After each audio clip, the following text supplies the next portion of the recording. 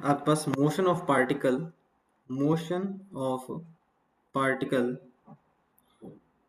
Under central force, okay, always in plane. ठीक है, तो आपके यही लिया हुआ टॉपिक, ये मैंने इसका ये लिखा है कि भी इसका कंक्लूजन कर लिया जाए।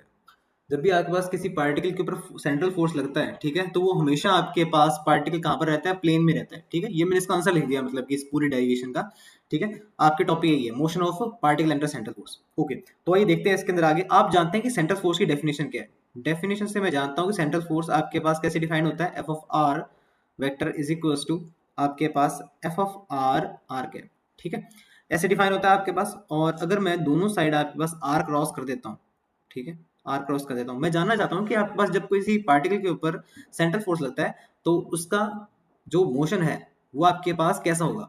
ठीक है, तो यहाँ पर मैंने आर क्रॉस कर दिया बोथ साइड, आर क्रॉस, ठीक है, r cross f of are are cap. ठीक है, तो आप जानते हैं कि आपके पास ये टर्म्स क्या हो जाएंगी, ये जीरो हो जाएगा। ठीक है, r cross f of r is equal to zero.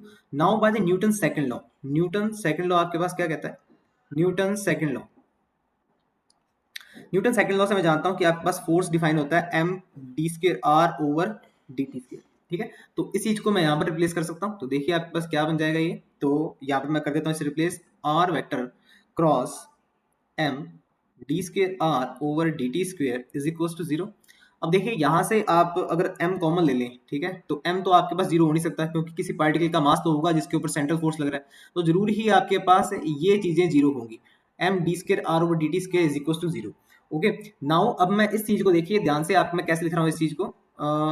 अब देखिए अगर इसको मैं ऐसे लिखूं, D by d t r cross d r by d T. ठीक है, अभी आपको थोड़ा सा अजीब लग रहा होगा कि इस चीज को ऐसे कैसे लिखा जा सकता है। मैं इसका डेरिवेटिव खोल लेता हूँ, ऐसे करता हूँ। ठीक है, तो इसका डेरिवेटिव खोल लेते हैं, वेक्टर लगा हुआ इन सब के ऊपर। ठीक है, तो D R vector over d T, और आपके पास नेक्स्ट टर्म क्या आएगी, cross d are cross over d T. देखिए ए और बी, पहले इसका फिर इसका, है ना, plus r cross d square r over d t square. अब आप जानते हैं कि दो सेम वेक्टर का आपके पास जब क्रॉस प्रोडक्ट होता है तो वो क्या आता है, जीरो आ जाता है। तो आपके पास ये चीज आपके पास इसके बराबर आ गई, और ये चीज आपके पास ये रही। ठीक है, तो इसको मैं क्या लिख सकता हूँ, इसको ऐसे लिख सकता हूँ, d by d t r cross d r over d t is equal to zero.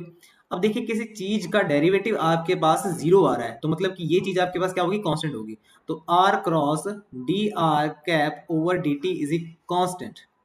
ठीक है, तो ये जो मेरे पास लास्ट में इक्वेशन बन के आई है, बड़ी इंपॉर्टेंट है ये आपके पास, ये r cross d r by d t is constant. तो इसको मैं सी कॉन्स्टेंट आया आपके पास, ये सी लिख लीजिए इसे। ओके, तो इसका मतलब क्या है आपके पास, इससे मुझे कैसे पता लगा कि आपके पास जब किसी पार्टिकल के ऊपर सेंट्रल फोर्स लगता है तो आपके पास वो प्लेन में रहता है। तो देखिए एक तो आपके पास ये कोऑर्डिनेट है आपके पास, ये ए और बी। अब ए क्रॉस बी तो आपके पास क्या आता है, ए और ये बी, ए वेक्टर और बी वेक्टर।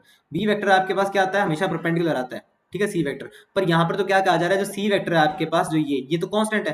कांस्टेंट होने का मतलब ये है आपके पास कि जो ये परपेंडिकुलर वेक्टर है ए क्रॉस बी के, ए क्रॉस बी के जो परपेंडिकुलर वेक्टर होगा वो आपके पास क्या होगा, कांस्टेंट इन मैग्नीट्यूड होगा, मैग्नीट्यूड में भी कांस्टेंट होगा और डायरेक्शन में भी कांस्टेंट होगा। कांस्टेंट का तो मतलब यही है ना आपके पास। तो यहाँ से मुझे ये पता लगता है कि आपके पास जब कोई दो वेक्टर्स का क्रॉस प्रोडक्ट कांस्टेंट आ जाता है, ठीक है, कांस्टेंट आपके पास इन डायरेक्शन और मैग्नीट्यूड दोनों में, तो पार्टिकल हमेशा आपके पास क्या रहेगा, मोशन आपके पास प्लेन में ही करेगा, इस प्लेन में रहेगा। ठीक है, क्योंकि ये तो रोल निभा ही नहीं रहा, थर्ड डायमेंशन 3D का था। ठीक है, तीसरी एक्सिस अपना रोल प्ले करेगी नहीं, क्योंकि वो कांस्टेंट है आपके पास। इसलिए जब भी आपके पास सेंट्रल फोर्स लगता है तब आपके पास पार्टिकल हमेशा प्लेन में ही रहता है। ठीक है, क्योंकि जब अगर वो यहाँ इस प्लेन से बाहर जाने की कोशिश भी करेगा तो ए क्रॉस बी जो ये प्रोडक्ट है, जिसको मैंने इसको ए का इसको मैंने बी का है ना, ठीक है, ए क्रॉस बी का जो आपके पास क्रॉस प्रोडक्ट होगा वो बदल जाएगा, उसकी डायरेक्शन चेंज हो जाएगी। इसलिए हमें कहा जाता है कि जैसे ये तो किसको रिप्रेजेंट कर रहे हैं, पोजीशन को, ये वेलोसिटी। ठीक है, तो उसकी पोजीशन और वेलोसिटी का जो क्रॉस प्रोडक्ट होगा वो हमेशा आपके पास क्या होगा, एक प्लेन में ही होगा। ठीक है, यही है आपके पास topic, motion of particle under central force. Okay.